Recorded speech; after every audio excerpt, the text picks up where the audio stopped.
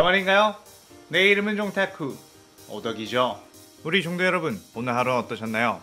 오늘은 인기 애니메이션 귀멸의 칼 세간의 메인 빌런 무전이 사실은 착한 주인공이었다면 어떻게 될지에 대한 가상 시나리오 리뷰입니다. 이 영상에는 원작의 스포일러와 개인적인 견해가 있으니 그 점 유의하시길 바랍니다. 大丈夫ですか? 그럼 시작해볼까요?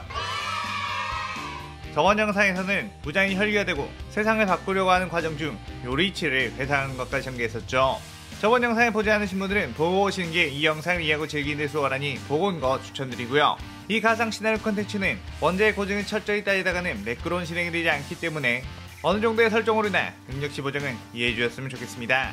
또한 무장이 주인공인 시나리오이기 때문에 무장을 어떻게든 포장하는 것이지 종타쿠 생각이 그렇다는 거 아니니 유의해 주시길 바랍니다. 그럼 오늘의 가상 시나리오 시작하겠습니다. 무장은 얼마 전 혈기로 만들었던 코쿠시보의 인간 시절의 모습과 똑 닮은 남자를 마주치게 되었고, 그는 무장을 보자마자 매서운 눈빛으로 쏘아봤죠. 무장은 코쿠시보의 형제를 해치고 싶지 않아 싸우지 않고 그냥 지나가려고 했습니다. 하지만 요리치는 순식간에 헤어오브 시전에 무장을 갈기갈기 찢어버렸고 무장은 목까지 베이고 말았죠.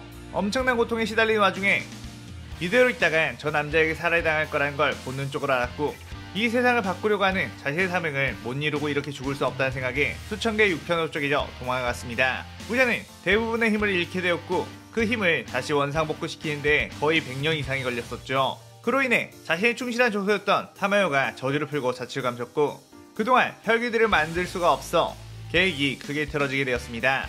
그 전까지만 해도 잉하에게 들키더라도 혈기들을 많이 만들어내는 쪽으로 방향을 잡았지만 요리이치로 인해 자신이 죽을 수도 있다는 사실을 깨닫고는 소극적인 행보를 취하게 되었죠. 물론 400여 년 동안 요리이치 같은 검사는 만나지 못했고 많은 강력한 혈기들을 만들어낸 무장이었지만 탄지로의 기고를 보고 다시 한번 그런 불상사가 일어나지 않도록 평소보다 더 신중하게 행동해야겠다는 생각을 했습니다. 그러던 어느 날 자신이 아끼던 하요누 루이가 귀살대에게 죽었다는 소식이 들려왔고 무자는 엄청나게 마음이 아팠죠. 루이는 특이하게도 무리를 짓지 않은 혈기의 특성을 깨고 혈기들끼리 가족 공동체를 만들어 약한 혈기들을 지켜주고 서로 힘을 합쳐 유대를 쌓고 있었기에 루이의 방식을 보고 혈기들이 조화롭게 살 수 있음을 알았고 자신이 만들 세상에 더없이 필요한 인재라고 생각했는데 그런 루이가 죽었기에 엄청나게 화가 났습니다. 그래요, 하연들을 몽땅 소집하게 되었고 한바탕 혼을 내기 시작했죠. 그때 혼이 나는 와중에서도 무자에게 혼나는 것 자체를 행복해하는 혈기가 있었으니 그는 바로 하연인 엠무. 무자는 엠무를 처음 만났을 때가 문득 생각났습니다.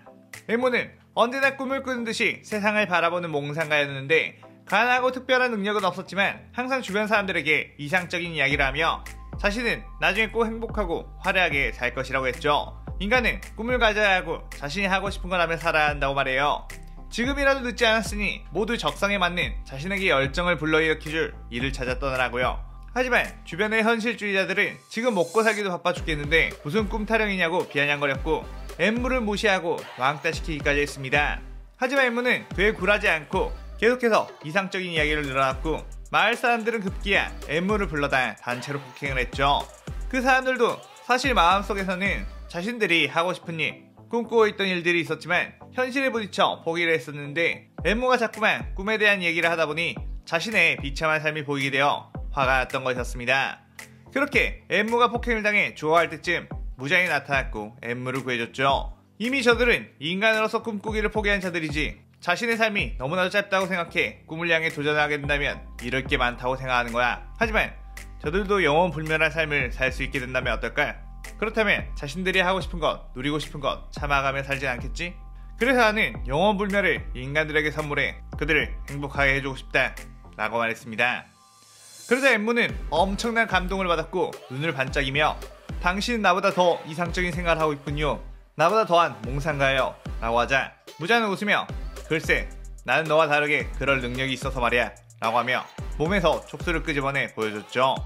그러자 엠무는 황홀해하며 저도 당신처럼 되고 싶고 평생을 꿈꾸며 살고 싶어요 라고 했습니다. 그렇게 엠무는 혈기가 되었고 사람들의 마음속에 있는 욕망과 희망을 꿈으로 끄집어내준 혈기가 되었죠. 무자는 엠무에게 자신의 피를 더욱 나눠줬고 그를 더욱 강하게 만들어 내보냈습니다. 그렇게 엠무는 평소와도 같이 무한열차에서 인간들에게 꿈을 주입해주고 있었는데 염주인 쿄주로와 귀사할 대원들이 찾아왔고 그들과의 싸움에서 패해 사망하고 말았죠. 부자는 엠무가 위험하다는 걸 알고 곧바로 가까이에 있는 상현삼 아카자를 보냈지만 아카자가 도착했을 때는 이미 엠무가 대치당한 이유였습니다. 아카자는 곧바로 복수를 위해 그들과 맞붙었고 엄청난 정신력으로 무장되어 있는 랭곡 쿄조를 보고 그를 혈기로 만들고 싶어져 설득을 했죠. 하지만 쿄조는 완강히 거절했고 그렇게 치열하게 싸우다가 끝내 아카자에게 치명상을 입어 죽을 상황이 되었습니다. 아카자는 그대로 쿄조를 죽이러 가다가 이자를 꼭 혈기로 만들고 싶어 그대로 쿄조의 몸속에 무장의 피가 담긴 약을 주입한 뒤 그대로 들쳐매고 그 hul 빠져나갔죠. 정신이 든 쿄조로 자신의 몸이 이전과는 달라졌음을 느꼈고 아카자와의 싸움에서 얻은 상처도 전부 회복이 되었다는 걸 깨달았습니다. 쿄조로는 자신의 혈기로 만든 것에 대해 엄청난 분노를 했는데 그때 무전이 쿄조로에게 다가가 말했죠. 너는 약한 인간들을 지키기 위해 귀살대원이 되었다고 했나? 주의 자리까지 올라갈 정도라면 내 손에 죽은 수많은 혈기들이 있었겠군. 그렇다면 너는 인간이 인간을 위협하고 폭력을 행사할 때도 그들에게가 검을 휘둘렀나? 너의 정의는 나쁜 인간을 외면하고 혈기에게만 적용하는 건가?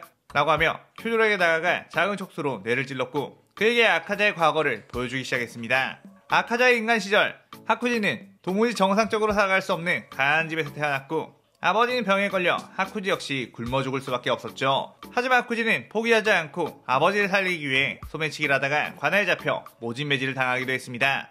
저 어린 하쿠지를 힘들게 한 건 혈기였나?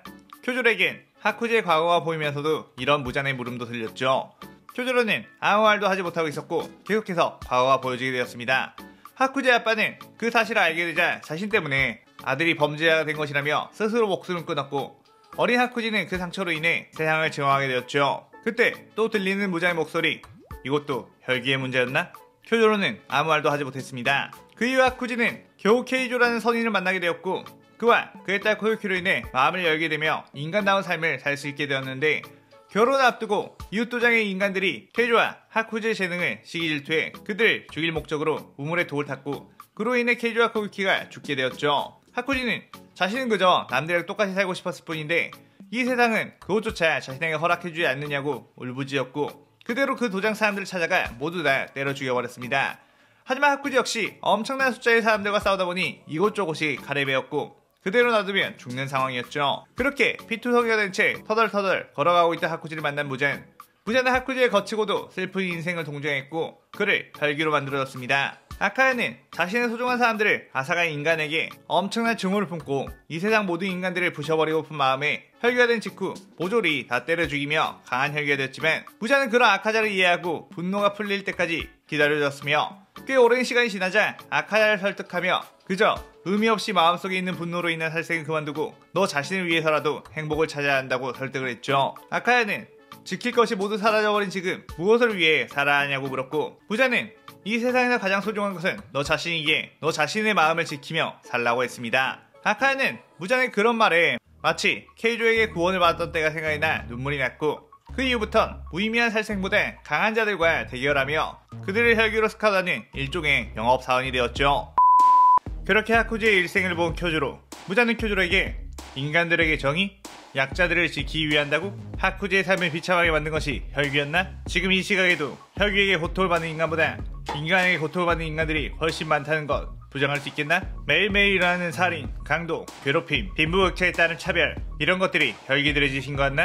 인간들이 같은 인간들을 훨씬 많이 죽이고 있는데 너는 그저 우리가 인간과 다르다는 이유만으로 우리를 사냥하려고 한다. 그게 진정한 정의이고 약자를 지키는 방법이라고 생각하는가? 라고 말했고 쿄조로는 자신이 지금까지 외면해왔던 불쾌한 진실에 직면하자 아무 반박할 말이 생각나지 않았죠. 확실히 자신은 부잣집 가문에 태어나 어릴 때부터 먹고 싶은 거 다 먹고 자랐으며 남들보다 좋은 신체능력을 타고나 어려움 없이 자랐으니 말이에요. 아무리 어린 시절 어머니가 일찍 돌아가셨다고 해도 애초에 이 세상에는 어머니의 얼굴을 단 한 번도 보지 못하고 버려진 아이들도 너무나도 많았으니 자신의 불행은 평범한 수준이었습니다. 그렇다면 너는 이 세상을 어떻게 할 생각이지? 라고 물었고 나는 이 세상에서 인간들을 몰아내고 혈기로 가득 채워 모든 이들을 갈등 없이 평등하게 살게 하려고 한다. 애초에 강자와 약자가 나눠지지 않는 세상을 만드는 거지. 누군가가 누군가를 지키지 않아도 되는 세상, 그게 바로 진정한 정의가 아닌가? 라고 말했고 쿄조로는 그 말을 곰곰이 곱씹어보더니 완전히 틀린 말도 아니라는 생각을 했습니다. 자신은 어차피 혈기가 되어버린 몸, 혈기가 되어서도 마음만 먹으면 얼마든지 약자들을 지킬 수 있으며 그 대상은 혈기와 인간 모두를 포함해야 한다는 걸 깨달았죠. 그렇게 쿄조로는 무자의 휘하에 들어가게 되었고 죽은 애물을 대신해 하윤 일의 자리를 갖게 되었습니다. 무자는 어느 날 자신이 너무나도 예뻐하는 상인육 다키를 만나러 유곽으로 찾아왔고, 다키는 무잔을 보자마자 엄청나게 행복해하며 반겼죠. 무잔이 왔다는 걸 알게 된 규타로 역시 다키의 몸에서 튀어나와 무릎을 꿇고 반겼습니다. 다키와 규타로는 인간 시절 유학에 있는 한 하급 유녀에게서 태어났는데, 먼저 태어난 규타로는 그저 밥값만 축낸다며 자신의 엄마에게 죽임을 당할 뻔했고, 못생긴 외모에 항상 차별을 받으며 사람들에게 돌팔매질을 당하게 됐죠. 규타로는 먹을 것이 없어 벌레를 주워 먹으며 겨우겨우 버텼는데, 동생 다키가 태어나자 자신이 살아가야 하는 이유를 찾게 되었습니다. 다키는 엄청나게 뛰어난 외모로 어린 시절부터 유녀로서 엄청난 존재감을 보여줬고, 규타로는 그런 다키가 탄탄대로 걷게 하기 위해 깡패가 되어 뒷골목을 휘어잡았죠. 그렇게 그들은 서로를 의지하며 고된 세상살이를 했는데, 어느 날 한 사무라이 손님이 다키 앞에서 규타를 보여했고, 다키는 열이 받아 비녀로 그 사무라이의 눈을 찔러버렸습니다. 그러자 그 사무라이는 화가 나 다키를 붙잡아 통째로 태워버렸고, 다키는 온몸에 큰 화상을 입어 죽어가고 있었죠. 뒤늦게 그것을 알게 된 규타로는 제발 동생만큼은 뺏어가지 말라며 세상에 절규를 했는데, 그때 사무라이가 규타로의 등을 베어버렸고, 규타로는 치명상을 입었음에도 초인적인 힘으로 그 사무라이를 죽여버렸습니다. 그렇게 형체도 알아볼 수 없이 타버린 다키를 껴안고 울며 죽음을 기다리고 있는 규타로 앞에 무자이 나타났고, 무자는 너의 슬픈 절규를 듣고 찾아왔다며 규타로 다키를 혈기로 만들어줬죠. 혈기가 되자 다키의 화상은 깨끗이 사라졌고 예쁜 얼굴 그대로 되살아났습니다. 무자는 다키를 보고 아주 아름다운 미모를 가졌구나, 이런 미모의 여자를 불로 태우다니 인간 녀석들은 정말 혐오스럽다니까 이라고 했고, 규타로는 다키를 끌어안으며 여동생을 구해주셔서 감사하다고, 자신들은 어릴 때부터 그 누구에게도 도움을 받지 못하며 살았는데 당신은 유일한 구원자이며 은인이니 당신을 위해서라면 그 어떤 것이든 하겠다고 했죠.